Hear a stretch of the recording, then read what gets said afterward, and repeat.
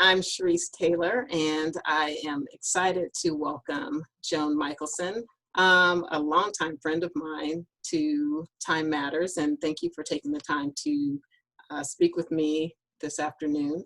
I wanted to just give our audience an idea of what your background is. You are a career coach and a journalist with over 25 years of experience as a journalist and corporate marketing communications in Fortune 100 companies, including Chrysler, Deloitte, and American Express.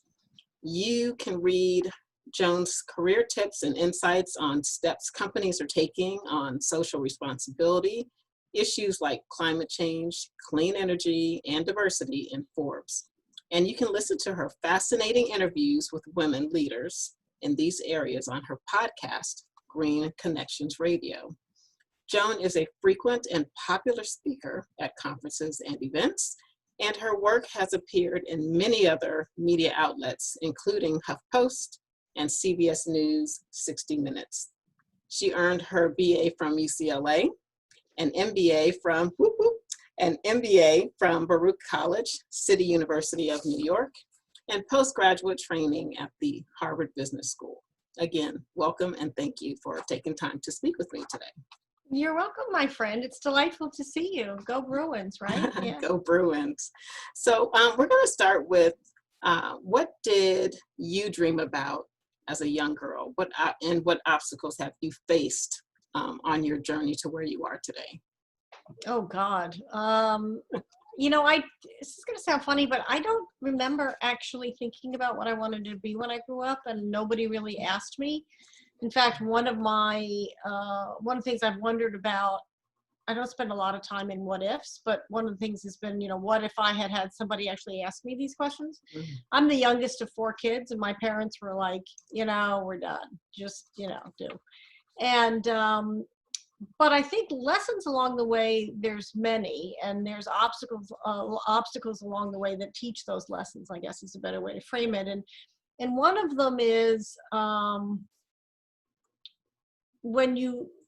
building relationships are so critical, right? And one of the things my dad did teach us a lot was to dare to be different. I mean, the truth is, and you probably heard me say this in our socializing, is I make jokes that I've been in this communications industry since pre-birth because my dad had an ad agency when I was a kid. And as the youngest of 4, you're surrounded by it. And my mother, he would have all of us read copy out loud. And, my mother and I would make jokes that she read copy when I was in the womb, kind of thing. So I've been in communications forever. Mm-hmm. And I never really thought about what one regret, if there is such a thing that I have, or not regret or disappointment, is that nobody ever talked to me about not only what career did I want, but they never mentioned any of the STEM fields. And I think that that's one thing I encourage students and parents and teachers now, is to nudge, especially girls, but mm-hmm. into experimenting with it and seeing all the different ways you can use it. Right. So like the woman I interviewed that I aired yesterday is the deputy director of the Intel Foundation. And she went to school as an engineer, but she's now running the Intel Foundation. Okay. So you never know where your skills are going to take you. It's not, you don't think about, an engineer is being in the field and measuring, you have to get away from the stereotypes of mm-hmm. what those skills and what that education is going to limit you to, because you don't know. Right? You don't know where it's going to take you. And I often find that the obstacles, Oprah Winfrey has a great line. She says, I don't buy failure either, mm-hmm. but she says failure is just life sending you in a different direction. Mm-hmm. Right. And that's really what it is. And that it's okay to fail. And you're learning something new. You're right. learning whatever it is you're learning, whether it's feedback on how you are in the workplace, or what your skills are or strengths are, or sometimes it's your heart's not in it. Mm-hmm. You just want to be doing something else, and that shows up in your work product. And sometimes, your boss is going to come to you and go, "What are you doing?" Yeah, what are you doing? So if we're not into it, it shows up. And so I think the other thing for me is, you know, I've worked in many industries. I actually was in the restaurant business very, very early in my career. I actually had a catering operation in high school. I don't know if you know this. No. I did private parties in high school, and I did a lot of wrap parties for hundreds of people and some political events with my parents. But I worked in financial services, management consulting for many years. And a part of me was frustrated that I like to make a difference. And part of me was frustrated that I was just helping rich people get richer. Mm-hmm. But I framed it as helping people achieve their goals and make their dreams come true. And so you can find a way, even if you're not into it. That doesn't mean leave where you are now, or, you know, if you don't like it, change. It means find another way to look at it. So based on some of that experience that you've had, what led you to choose what you're doing now specifically, and what skills or education did you need to be in the position that you're in now? I needed the education of life, frankly. But what led me into it was, and this is another kind of, there's an instruction in this, but was I ended up being recruited to head up communications and co-head the sales and marketing of the electric car division of Chrysler. And I was moved from here, I'm near you in Washington, D.C. area, to Fargo, North Dakota. And I pause on purpose because it kind of shocks people, because I'm a born and bred New York City girl. So, and I never worked in the automotive sector. I'd never been in that part of the country. It came out as like from Mars, you know, dropped in my lap. And I think the lesson in that is, again, you never know how your skills are going to be applied in another way. Right. And to be open to opportunities that show up, and don't just dismiss them because they're weird or you don't want to live in cold weather or whatever. Because the truth is that ended up being my favorite job as a job. And I met so many cool people. I also discovered my weather limits, I might add, but it changed my life forever. I've been in the STEM field ever since, hook, line, and sinker. I've been in clean energy and sustainability ever since, as you know. So, you know, I'd never heard of this company before. I didn't know anything about them before. So you have to notice opportunities when they show up and really consider them. And even if you don't want to do it at that moment, get their contact information, because you don't know what's going to happen tomorrow. Right. And I, as you know, because you know me so well, I collect people. But there were 2 times in my life that I didn't get the contact information, and I wish I had. You know, and so you never know when you're going to want to talk to them next, because you may be really happy doing what you're doing, Right. but then somebody calls you out of the blue and you go, no, I'm happy here, I just got here. But then say, well, let me get your number, because you never know. And I think that happens more times than people realize. And so for students and families, parents, to understand that it's okay if you try something that's uncomfortable or out of your comfort zone, and making those connections. And even if that connection isn't for right now, like you said, you never know how that may impact you in a positive way later on. And so I actually just want to pull that out for a second, because I think stretching your comfort zone is not only okay, it's critical. I mean, with what I'm doing now and what I was doing at Chrysler, I mean, I make jokes that I've stretched my comfort zone so much I moved it. Okay. And so seriously, I mean, that's how you grow. If you don't ever stretch your comfort zone, you're not going to grow. You're not going to learn anything new. When you're in school, when you're in grade school, high school, college, whatever, any kind of school, that's what you're doing. You're learning something new. You're stretching your mind. One of the fun things that Gabby Gonzalez of Intel said, she said, math is gym for your brain. I love it. Isn't that great? I love it. That. Is. I thought that was really cute. Awesome. That was really cute. So just a lot of what you've said seems like just basic common sense things that I think we take for granted. Being open, getting out of your comfort zone, taking risk, But are there any other pearls of wisdom that you have to share that any age student can take who may be undecided on what they want to do? Because a lot of times, you know, we're as adults, we're like, I'm still trying to figure out what I want to be when I grow up. And we want our teenagers to, you know, have a, you know, path that they're just, you know exactly what they're going to do. And although there's a few students that fall into that category, I would say many don't, and they're just trying to figure it out. So if you have any pearls of wisdom, any thoughts of what success means to you that you could share, that would be great. Well, first of all, I don't think a lot of these things are common sense, because I think people tend, especially right now and especially under stressful situations, they tend to fall back on what's comfortable, and if something's uncomfortable, they think it's bad. And so I would say that if it's uncomfortable, that could be a good thing, because it means that you're growing, and it means that there's something there for you to take a look at, you know, emotionally, intellectually, whatever. A couple things that, and I also think applying your skills really differently and being much more open to how you apply them is really important. A lot of people tend to get pigeonholed.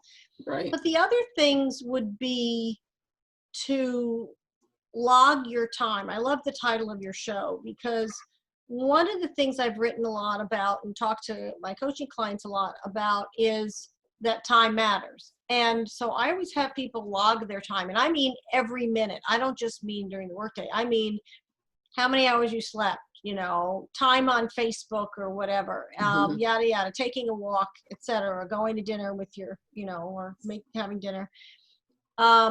Because it's amazing how we spend time. And if you, it's an exercise in self-awareness. Self-awareness and self-knowledge are critical to success, because we all get in our own way. Right. And the more you can know when you do that, you can go, oops, you know, like sometimes, I mean, as you know, I have a ton of energy, and sometimes I can feel that somebody I'm talking to feels that it's kind of overwhelming. So I am self-deprecating. I'll say, well, you know, I'm a New Yorker, so I have no passion about this, as you can tell, you know, and it kind of disarms the moment, right? But when you track your time, it's a way of becoming aware of how you spend your time, and it's also part of how you spend your time is a reflection of your values. Right. And think about the fact that going into social media, or even going into your inbox or your text, is you deferring your agenda for somebody else's, because that's their agenda. That's not your agenda. So I would suggest that when you get up in the morning, don't look at your email and your social media right away. Think about when you, even before you get out of bed, how do you want to spend that day? What does success for that day look like to you and feel like to you? What's the project you're working on that you want to get done? And do, and get that, focus on that, and then let everybody else's agenda come in around the edges. Because we tend to get, especially in today's society, we tend to just immediately go into the phone, and that's just taking you on a diversion. And then you wonder why you never wrote the novel, or you wonder why you never, you know, got that application in, or you wonder why you never blah. Prioritizing. Yeah, exactly. And as you know, I'm a fitness person, so I do that in the morning too. But the other thing I would say is reach out to people that you want to get to know. I mean, networking has a weird name to it, but it's really saying hi. It's really connecting. I mean, my work at 60 Minutes came about because I sent a letter to Diane Sawyer and said, I want to be you. How do I do it? Nice. And I ended up working with her. I actually worked with her at ABC, but I eventually got into 60 Minutes in a similar way. I did a training journalism program at our alma mater, UCLA, and my teacher, one of my professors, connected me to them.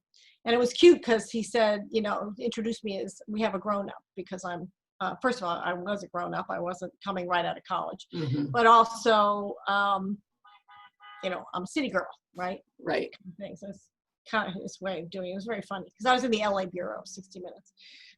But you have to ask for it. You have to go for it, right? You have to say, send me, or what about me? You know, you have to, it's not just apply for a job, it's find them on LinkedIn, shoot them a note and say, hey, I'm interested in the blah, blah, blah job.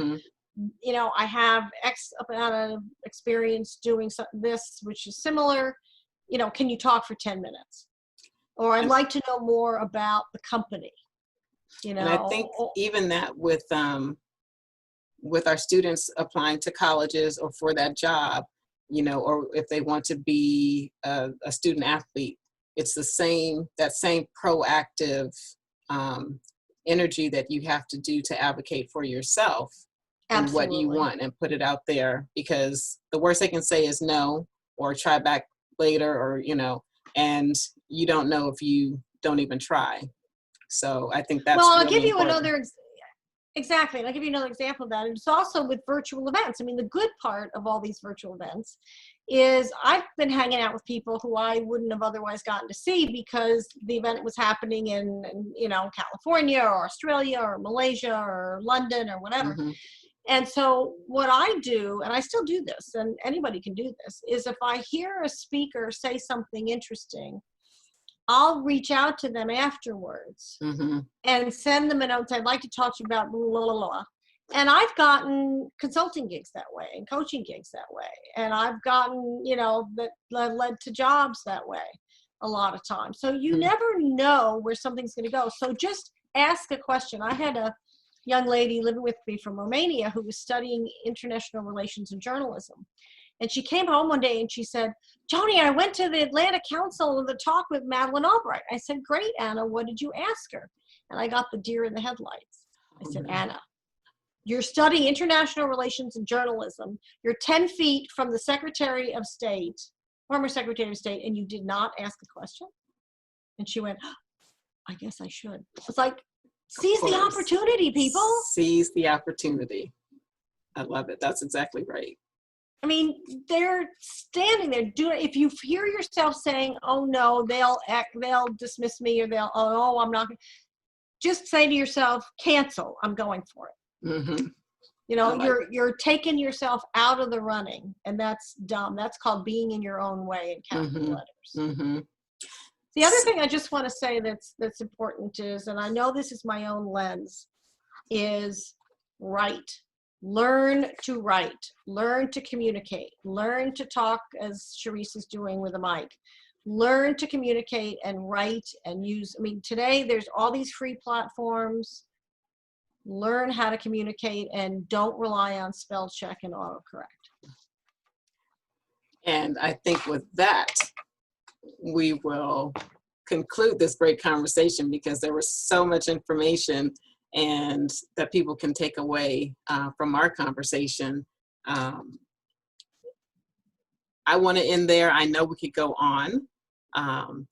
If there's anything else that you want to add before we finish our conversation briefly, is there anything else that you wanted to add to it or talk about? Well, what I want to say is, I mean, I've interviewed 300 some odd people on my show. And so particularly for high schoolers and the people who were helping them become who they want to be. There's a few interviews that I've done in particular they're all really cool, I must confess. But one is with Gabby Gonzalez, who I mentioned aired today. The other three are these women from, I don't know if people remember, but these teenage girls, one came in second in a NASA STEM contest. And I interviewed two of them. They were really terrific. And if you just go to my website, put in NASA or NASA girls, they'll show up. Okay. And Hayden Arza is another one. She's a chief science officer of her high school in Arizona. Yes. Okay. I interviewed her. And Ellen Stofan is the first woman to head up the Smithsonian Air and Space Museum. And part of the reason I bring that up is because the main people who come to the museum are kids in middle school and high school. And she has had a really interesting career trajectory, really interesting and unique career trajectory. And she's shown what you can do with a STEM degree that you never dreamed of and how to be I mean, if you met her, you would never know that she was this high-powered scientist lady. Mm-hmm. She was chief scientist of NASA before she went to the Smithsonian. Wow. Wow. Well, those are great resources. And what I will do is I will share that on my page, on my Time Matters page, so that people can refer to that, that have interest in that, and share it with our youth, our future. So I want to thank Great. you so much. And I always end, remember, how you spend your time matters.